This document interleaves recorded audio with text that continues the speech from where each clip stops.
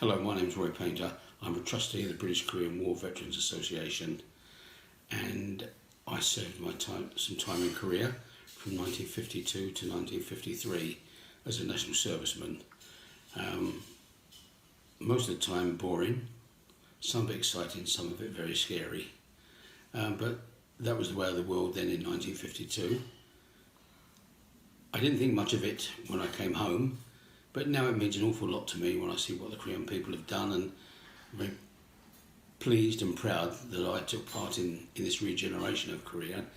And I realise just now as you get older, you appreciate just how important it was that, the part we played in the British Commonwealth Division and all my colleagues. Unfortunately, some of us never came back, like my friend Brian, who was only 20, who life dealt him a bad deal, an orphan, engaged to be married, lived with his grandmother, and I'm afraid didn't come back and is still in the Korean cemetery. But I suppose that's all parcel of war and the bad things that happen. But the good things is that Korea is on its feet. The people are very generous to us, the Korean people, and it means so much to me that they have done this, and that in some tiny cog in a bigger cog in a bigger cog, I played some part in that. Some of the things that happened to me there, I went on a rest recuperation leave and I brought back a 1 yen. What that's worth now, I don't know. I visited a Buddhist temple while I was there, which again enlightened me. This is a couple of colleagues I had. That was me there, looking about 10 years old. But it was 1952 and we were all young and didn't care very much. Some other photographs is that the entertainers came out. That was a lady called Carol Carr, who was a very famous singing star in the 50s, and there she was. This here is my first introduction of working in the career, the signal office, before I got sent up with the Aussies, and where it all happened. And this here is the ship I got sent home in, not much bigger than the Thames barge actually, but there we are. But there's lots of other things I could tell you if you want. Oh, this here, I was very pleased that I got invited back to Korea in November 14, and the generosity of the Korean people and everybody, the Ministry of Patriots, awarded me the Peace Medal and this parchment here, which I think I'm very proud of, and which I hope in generations to come, my grandchildren and great-grandchildren, great-grandchildren will look and feel as proud as I am that I received this.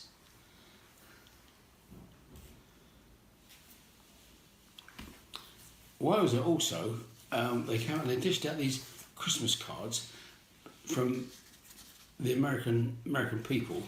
I don't think she realised it was going to an English person, but nevertheless, it was a delightful Christmas card from a grandmother in America, wishing us all the best and that someone was thinking of us, which I thought was very, very generous of them. I did reply to the lady, and I hope she treasures my reply as much as I treasured this Christmas card.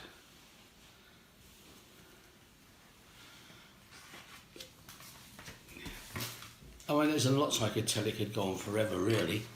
At 60 odd, the UN decided to declare war in Korea.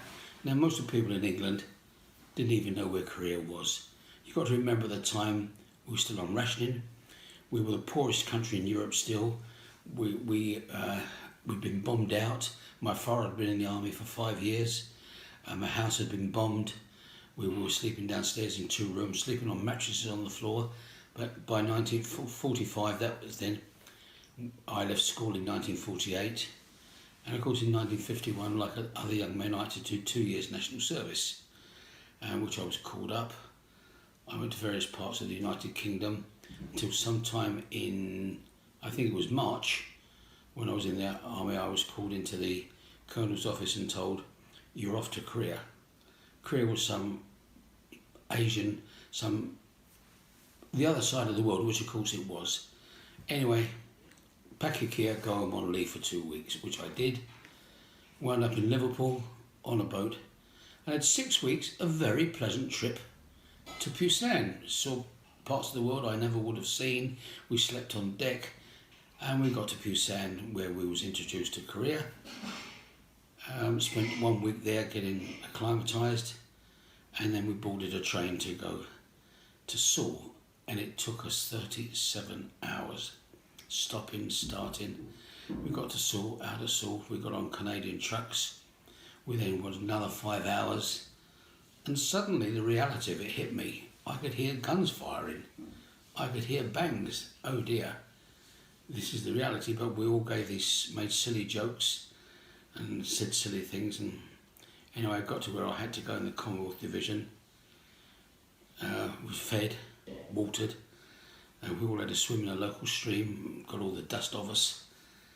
And then I was sent to the signal office where I was introduced to the workings of what the army life was really about.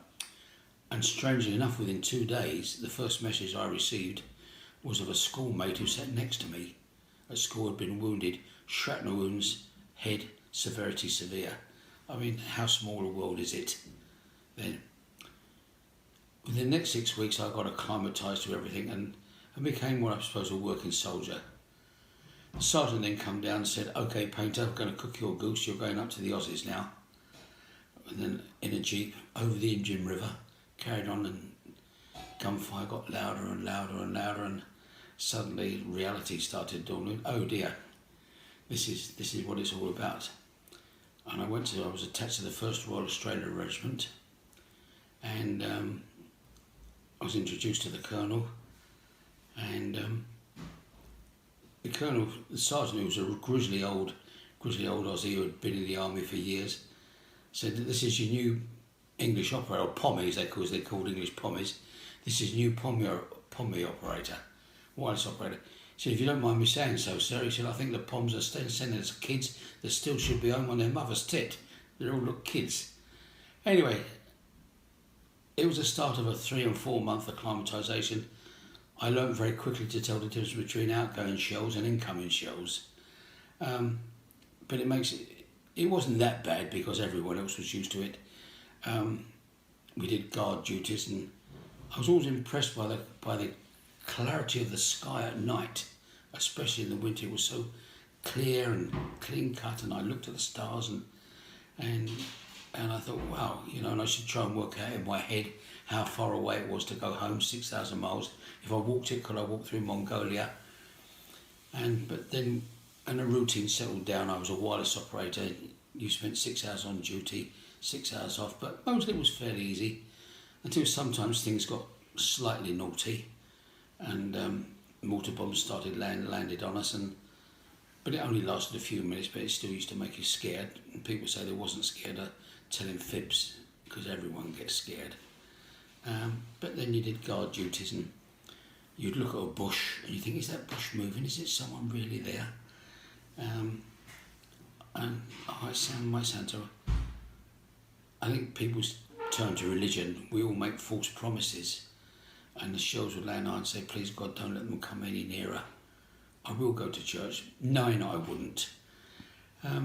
But time passed, and then I got attached to the Americans, and that was a lot of fun. They had food I'd never seen before, chocolates and steak and ham and eggs for breakfast. It was unbelievable. Because you have to remember that England was still on rationing. We were still on starvation rationing in England. But sweets, and time went by, and suddenly I'd been there almost a year. I went to one leave in Tokyo, the rest and recuperation leave, which was fun, 5 days. Lots of boozing and things like that, but that's what young soldiers do, isn't it? And I came back, and it did change my life.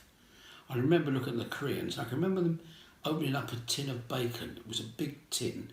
There was bacon inside. They took it out, and I remember saying to my mates, Korea will never go back to being peasants again.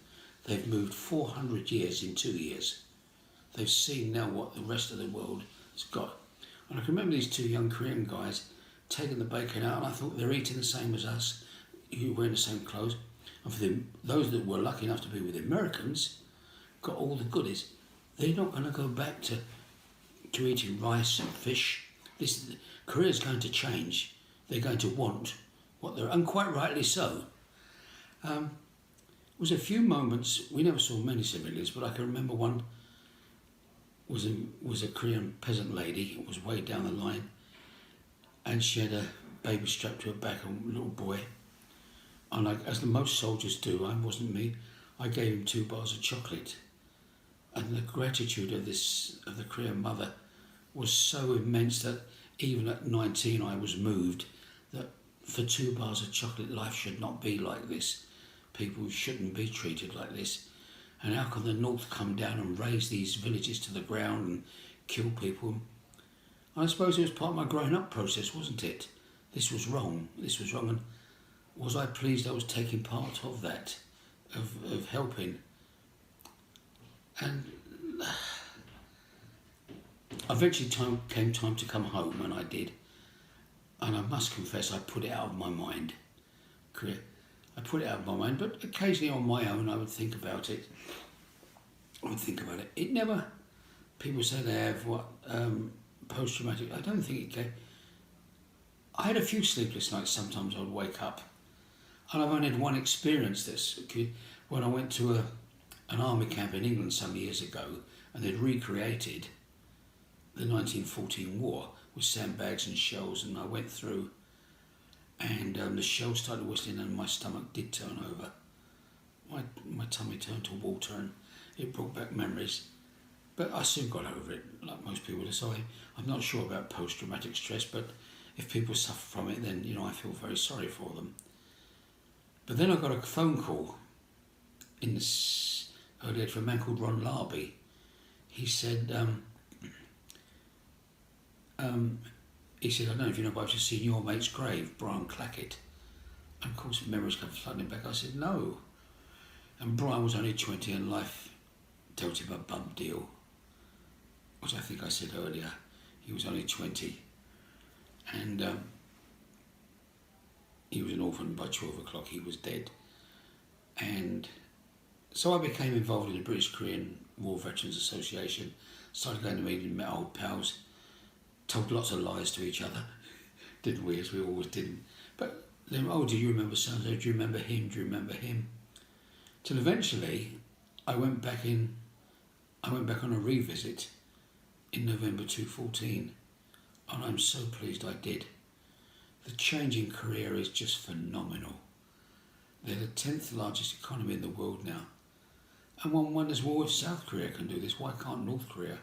Why can't other nations use this industry and do good things? Anyway, on the revisit, they arranged for me to see Brian's grave. And I must confess, I did get emotional on this time, because it shouldn't happen to a 20-year-old. But I saw his grave. The graveyard is kept absolutely immaculate. The Korean people are forever thankful. I don't mean grateful, but thankful, which is nice. And isn't it a pity that the North is still the same as it was? Isn't that a shame? Isn't it? You think that, words fail to express me, that this lunatic in charge keeps his people in servitude and slavery. And we can only hope that all the people that died didn't die in vain, and that Korea becomes one nation. It's leapt from 1600 to the year now 2000. And I can't believe it can carry on as it carries on now. And that all these people died for nothing. 56,000 Americans, over 1,000 Brits died, and 1,000 got taken prisoner. And let's hope that we can all learn that man's inhumanity to man can't go on. So now in my 80s, am I pleased I did it? Oh, absolutely. I'm pleased I contributed in some way. I made friends and comrades I would never have made. I experienced something I would never have experienced before. I was privileged to take part in freeing, in some tiny cog freeing South Korea from the yokes of North Korea. And so really, I can go to my grave saying, well, I did contribute something to the world, albeit forced to do it, but pleased to do it. And let's just hope that in my lifetime, Korea can unite. One thing I did forget was on Christmas 1952 at midnight, all guns stopped firing, which was very cool because it became an eerie quietness. It was fine. But on Christmas morning, strange enough, on the wire between just before the minefields there, the Chinese or North Koreans had left Christmas cards and little presents like toothpaste, razor blades, and other things. And the Christmas cards was specifically worded for Christmas for English. Hello, lads. Merry Christmas. I hope you're liking it. I hope you're enjoying it. Some presents. But do you really want to fight for the American imperialists? While you're here, they're taking your girls and wives out back home, and you're fighting a useless war. Do you really want to fight this war?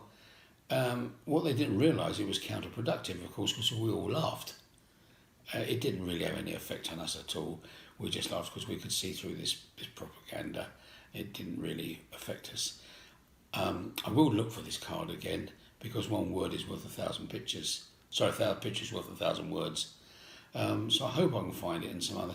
But of course I wasn't expecting this, so I really don't know where I've put it. But I really must try and put this all in order for future generations.